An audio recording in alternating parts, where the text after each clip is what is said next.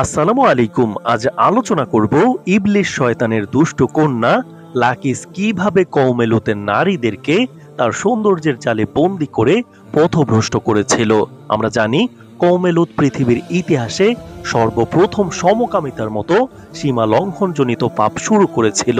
আল্লাহ পাক তাদের এই সীমা লঙ্ঘনের হাত থেকে বাঁচাতে লূত আলাইসাল্লামকে যখন নবী হিসেবে তাদের নিকট প্রেরণ করেন, তার সাথে সাথে ইবলিস শয়তানও তার সবচেয়ে প্রিয় কন্যা লাকিসকে পাঠিয়েছিলেন সেই জাতির নারীদের কাছে। সেই মহিলা এমন কি করেছিল যে লূত সম্প্রদায়ের মহিলারাও নতুন আরো একটি পাপে পতিত হলো? লাকিস কে ছিল এবং সে কিভাবে মহিলাদেরকে পাপ করাতো, সব জানবো আজকের ভিডিওতে। সুতরাং ভিডিওর শুরুতেই চ্যানেলটি সাবস্ক্রাইব করে দিন। প্রিয় দর্শক, শয়তান আল্লাহর সবচেয়ে অবাধ্য এবং আদম সন্তানের সবচেয়ে বড় শত্রু। এটা আল্লাহ রব্বুল আলামিন কোরআনে মানুষকে সতর্ক করে দিয়ে বারবার বলেছেন। আল্লাহ বলেছেন, শয়তান মানুষের সাথে নানানভাবে প্রতারণা এবং মানুষকে বিভ্রান্ত করে এবং বিপদগামী করে।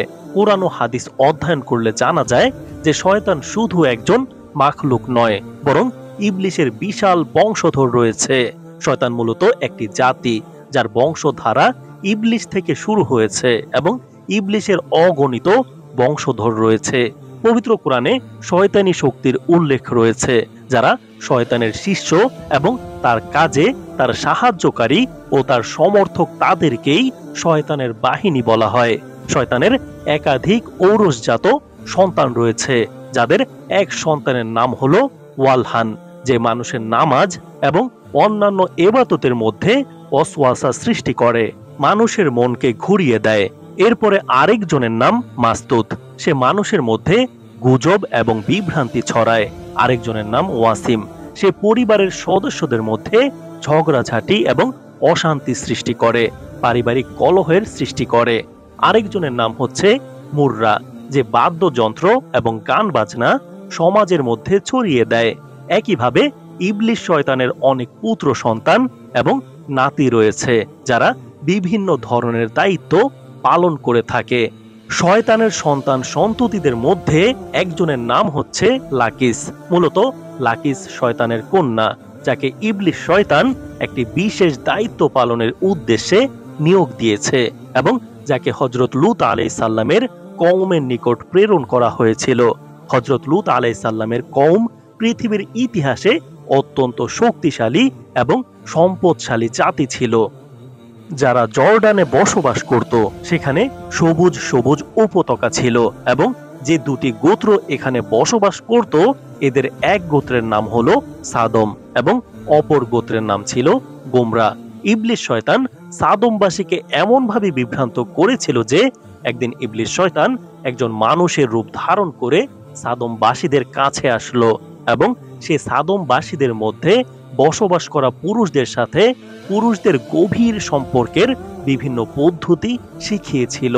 সাদমবাসীর কাছে এই জঘন্য নতুন পাপ কাজটি খুবই পছন্দ হলো, তাই তারা ধীরে ধীরে এই পাপ কাজে আসক্ত হয়ে পড়ে এবং তারা প্রতিদিন এই অনৈতিক কাজ করতে থাকে। এমনকি যদি কোনো মুসাফির তাদের এলাকায় আগমন করত, তখন এই সাদমবাসী সেই নতুন আগন্তুক মুসাফিরকেও ধরে নিজেদের লালসার শিকারে পরিণত করত। সময়ের সাথে সাথে এই সাদমবাসী লোকেরা এই জঘন্য পাপের সাগরে আরো বেশি ডুবে যেতে থাকে এবং এই লোকেরা নারীদের পরিবর্তে বালক এবং পুরুষদের সাথে ব্যভিচার করতে শুরু করে। নারীদের প্রতি তাদের কোনো আকর্ষণই ছিল না এবং তারা এজন্য পাপ কাজ শহরের চত্বরের মোড়ে প্রকাশ্যে জনসম্মুখেই করতে থাকলো। তাদের প্রত্যেক মজলিসে পুরুষদের সাথে নাচ গান করা এবং তাদের সাথে ব্যভিচার করা তাদের রীতিতে পরিণত হয়েছিল। মহান আল্লাহ তাআলা এই কওমের নিকট তার বান্দা ও নবী হযরত লূত আলাইহিসসালামকে পাঠান, যিনি সাদমের লোকদের এই নোংরা অশ্লীল কাজের জন্য অনুতপ্ত হতে বলেছিলেন এবং তওবা করতে বলেছিলেন। তিনি তার কওমের উদ্দেশ্যে বলেন, তোমরা কি এমন কাজ করছো যা তোমাদের আগে এই পৃথিবীতে কেউ করেনি? তোমরা পুরুষদের কাছে যাও এবং তোমাদের কামনা বাসনা পূর্ণ করো এবং তোমাদের নারীদের ত্যাগ করো। মূলত তোমরা সীমা অতিক্রমকারী সম্প্রদায়। কিন্তু তার উপদেশ ও নসিহত লূত আলাইহিস সালামের সম্প্রদায়ের উপর কোনো প্রভাব ফেলল না, বরং তারা লূত আলাইহিস সালামের বিরোধিতা করতে লাগলো।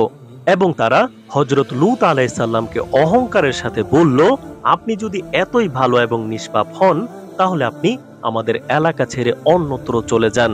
সাদমবাসীর এই পুরুষদের ভয়াবহ সীমা লঙ্ঘন আল্লাহ রাব্বুল আলামিনের কাছে পৃথিবীর বুকে সবচেয়ে নিকৃষ্টতম পাপ ছিল। আল্লাহ পাক পবিত্র কোরআনে বলেন, পৃথিবীর ইতিহাসে সবচেয়ে গুরুতর অপরাধ হলো এটি একটি, পুরো প্রজন্মকে ধ্বংস করে দেয়। পরিবার ব্যবস্থা, সমাজ ব্যবস্থা, সমাজতন্ত্র সবকিছুকে সমূলে বিনাশ করে দিতে পারে। এমন জঘন্য পাপে তারা লিপ্ত হয়েছে। যাই হোক, যখন লূত সম্প্রদায়ের পুরুষেরা তাদের মহিলাদের সাথে যাবতীয় মেলামেশা বন্ধ করে দেয়, তখন ইবলিস শয়তানের জন্য এটি একটি সুবর্ণ সুযোগ ছিল। সে এই কওমের লোকদের মধ্যে নতুন আরেকটি পাপ কাজের সূচনা করতে থাকে। তাই ইবলিস শয়তান তার মেয়ে লাকিসকে সাদম গোত্রের নারীদের কাছে পাঠিয়েছিল। লাকিস জিন ও শয়তানদের মধ্যে সবচেয়ে সুন্দরী ও অপরূপা ছিল। ইবলিস তাকে একটি সুন্দরী নারীর বেশ ধারণ করার নির্দেশ দেয় এবং তাকে লূত সম্প্রদায়ের ওইসব নারীদের নিকটে গিয়ে তাদেরকে সমকামিতার পদ্ধতি শিক্ষা দেওয়ার জন্য নির্দেশ দেয়, যাদেরকে তাদের স্বামীরা পরিত্যাগ করেছিল। তাই লাকিস এক সুন্দরী মহিলার বেশে এই মহিলাদের কাছে গিয়ে তাদের বলল, আমি ধ্বংস ও বরবাদ হয়ে গিয়েছি, কারণ আমার স্বামী আমাকে ছেড়ে চলে গেছে এবং সে এক যুবকের সাথে ব্যভিচার করছে। এখন আমার যৌবন এবং আমার সৌন্দর্য সবকিছু বরবাদ হয়ে যাচ্ছে এবং সবকিছু এইভাবেই নষ্ট হয়ে যাবে।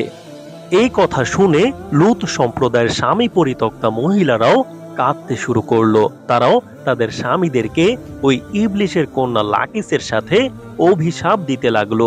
তখন লাকিস এই মহিলাদেরকে বলল, আমরা এই সব পুরুষদের থেকে অমুখাপেক্ষী হয়ে যাব এবং আমরা তাদের প্রতি আর আকৃষ্ট হব না।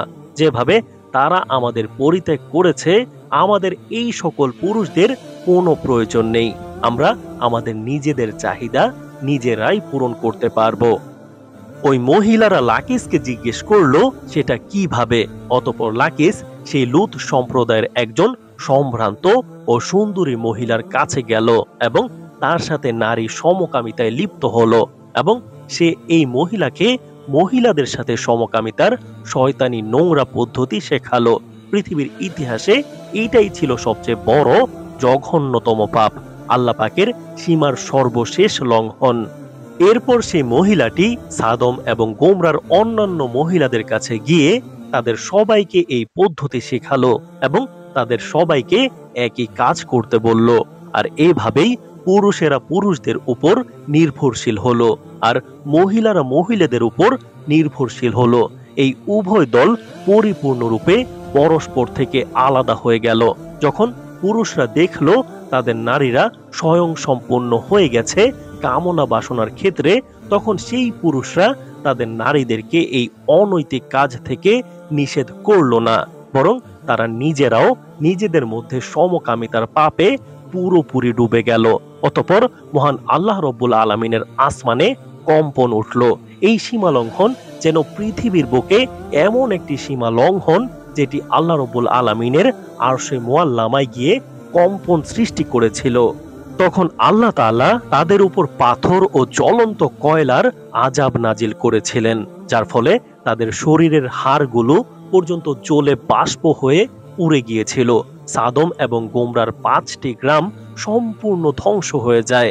এত আযাব আল্লাহ দিয়েছিলেন যে আযাব শেষে পুরো জমিনকে আকাশে উঠিয়ে সেই জমিনকে চিৎপটাং করে আবার নিচে গেড়ে দেওয়া হয়েছে এবং সেখানে অ্যাসিড বৃষ্টি হয়েছে, যার ফলে আজ পর্যন্ত সেই জর্ডানের সমুদ্রে ডেড সি তৈরি হয়েছে, যেই পানিতে কোনো প্রকার মাছ নেই এবং সেই পানি অতিরিক্ত লোনা হওয়ার কারণে সেখানে কোনো জাহাজ পর্যন্ত চলাচল করতে পারে না।